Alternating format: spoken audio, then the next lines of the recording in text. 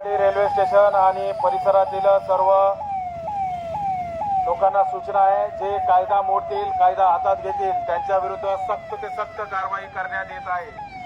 मागील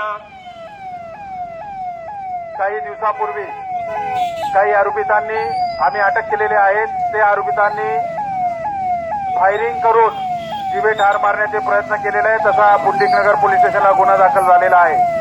त्यांचे सहकारी मुख्य आरोपी आणि त्यांच्या सहकाऱ्यांना सदर गुन्ह्यात अटक केलेली आहे आणि त्यांच्यावर सक्त कारवाई करण्यात येत आहे। तरी सगळ्यांना सूचना आहे, कोणीही दहशत निर्माण करणार नाही, कायदा हातात घेणार नाही।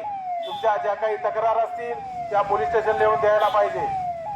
स्वतःहून आपमर्जीमध्ये कुठलेही दहशत निर्माण करण्याच्या उद्देशाने घातक हत्यार, चाकू, तलवार घेऊन कोणी मिळून आल्यास त्यांच्यावर सक्त ते सक्त यानंतर कारवाई करण्यात येत आहे।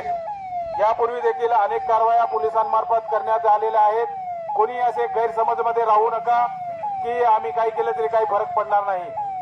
तुम्हाला या ठिकाणी आम्ही आश्वासित करू इच्छितो सर्वसामान्य लोकांना की आपण कायद्यावर विश्वास ठेवा, कायदा हातात घेऊ नका। कोणी तुम्हाला त्रास दिल्यास, काही तुमच्यावर हल्ला केल्यास किंवा धमकी दिल्यास त्वरित पोलीस स्टेशनला तुम्ही तक्रार द्यावे। कोणीही विनाकारण त्यामुळे पुन्हा दुसरा गुन्हा करणार नाहीत याची नोंद घेतील।